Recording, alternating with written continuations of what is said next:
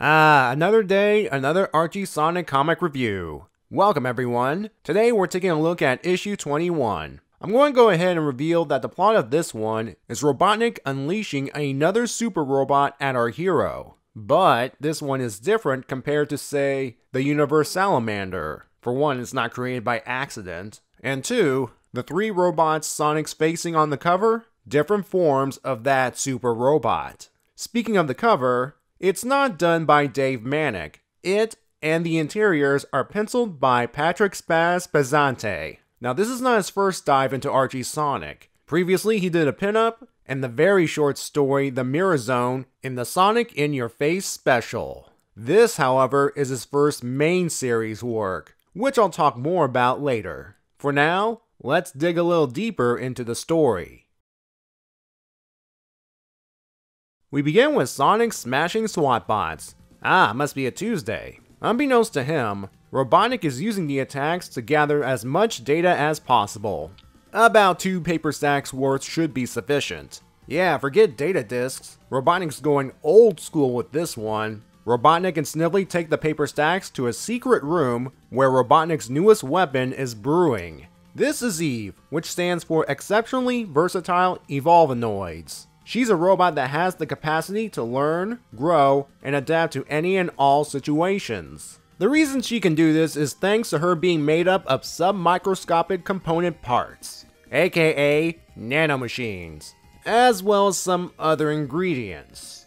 He feeds her the Hedgehog data, and then she starts transforming into something that'll take down Sonic. In the Great Forest, Sonic and Tails are heading back towards Knothole when a reddish robot bursts from the ground to attack the former. In case you can't tell, this is the form Eve took, which kinda makes sense. Much of the data Robotnik fed her was Sonic attacking SWAT bots, so why not go for a souped up version of Robotnik's foot soldiers? She's definitely giving Sonic a run for his money. However, the Hedgehog tricks her into blasting a big tree that soon crushes her.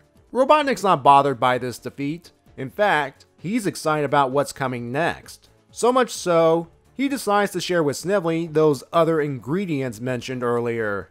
Not only is Eve made up of nanomachines, but brain cells from Robotnik and body cells from Sonic, extracted from a plucked quill from a previous battle. Wait, does this mean that Eve is sort of the child of... No, I am not going down that rabbit hole. In all seriousness, Robotnik believes having a machine that has similar and different traits to Sonic will be the key to the Hedgehog's downfall. We then see Eve turn into liquid metal before assuming a new form. This one looks like a souped up buzz bomber. She starts chasing and blasting Sonic and Tails. And she's gaining ground on the two. She may be as fast as them, but she doesn't have their maneuverability. Case in point, when Sonic and Tails quickly dart up a cliff, Eve is unable to follow, and she slams straight into the cliff face. She assumes liquid metal form in front of Sonic and Tails, leading them to figure out they're dealing with a shape-changing robot. Robotnik once again is not worried, even when Sonic and Tails arrive to confront him. Eve will take a different form each and every time Sonic defeats her, until he is defeated. And when she arrives, the form Eve takes this time is a giant snake. She's long enough to quickly trap Sonic in her binds. Sonic's not one to give up, so he resorts to using his spin dash not only to break free, but to wail on Snake Eve. This only results in Eve assuming liquid metal form one more time. She's gathered enough additional data to assume a final form. A giant crystal head with dreadlocks and disco ball eyes with green pupils. Okay, she can also talk now. And when she makes her declaration to surpass her limitations, she notes her biggest limitation is Robotnik. This is the downside of using his cells in Sonic's. According to her, Eve did not receive intelligence from Robotnik, but evil, which she was able to overcome thanks to Sonic's contribution. Instead of providing resourcefulness, the Hedgehog's DNA provides her with the ability to think for herself, and she's decided she doesn't want to work for Robotnik anymore. As Robotnik tries to blast her, she responds with her blasts, apparently disintegrating him. Despite all of this, Eve still wants to fulfill her lingering kill Sonic program, but as Sonic reminds her, she has the ability to surpass her limitations, and the real limitation is her programming. She cannot reach her full potential until she surpasses it. Eve realizes Sonic has a point. She was already on her way to do this when she remembers, I'm a free-thinking being, no longer bound to Robotnik. She transforms into an energy butterfly, get it, and flies off into deep space, with the desire to explore more about herself. Sonic and Tails wonder if Eve will return someday. Spoilers, we will see Eve again. Snively, upset that Robotnik's gone, tells the heroes to get lost. As they leave, they discuss Robotnik's apparent demise, and wonder if he's really gone for good. This is the first issue Ken Penders wrote solo. I had to check the credits of all comics prior to this one just to be sure. There is a different feeling when he's by himself compared to him being paired up with Mike K. It's kinda hard to tell since there have been times when the two delve into some serious subject matters in past issues. Looking back now, I think Penders had a little more influence in those situations because, like this issue, the tone felt more like Sad AM than The Adventures of Sonic the Hedgehog. The art plays a big factor in setting the tone, but I'll get to that in a bit. The story's also notable for not being divided into parts. Up until now, the big stories in the comics were divided into multiple parts, many going up to 2, while some going up to 4. In the case of the very early issues, it was because parts of the comic were printed in the official Sega magazine for a time.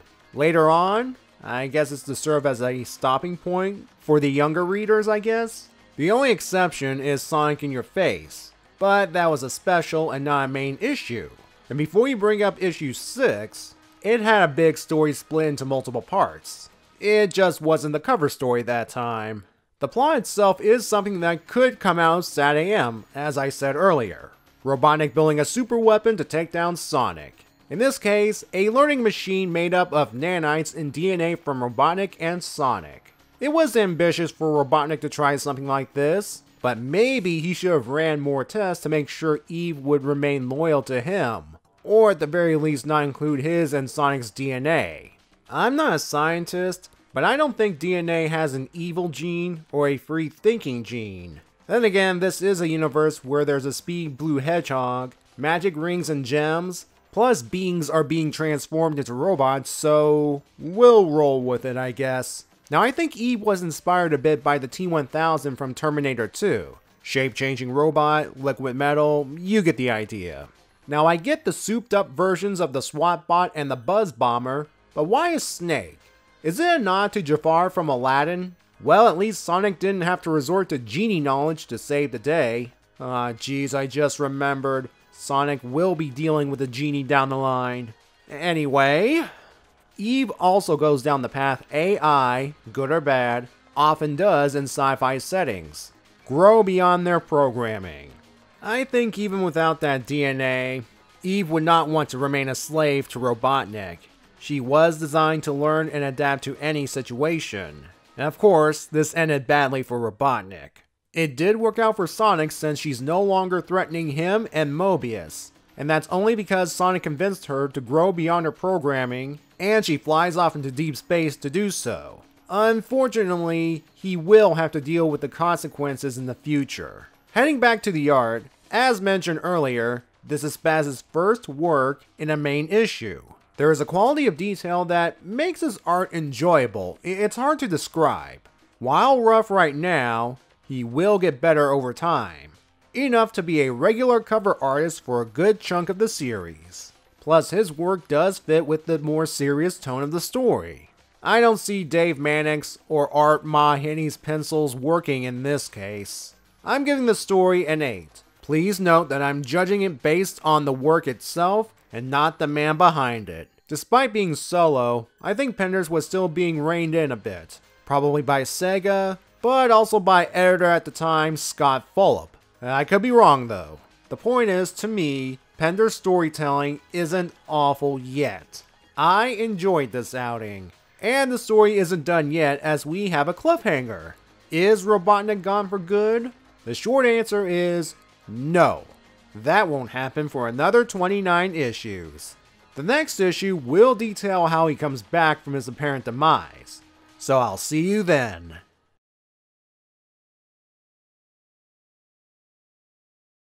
This will not be the last time a Robotnik will use Sonic's quill for evil purposes in any Sonic media. See Exhibit A.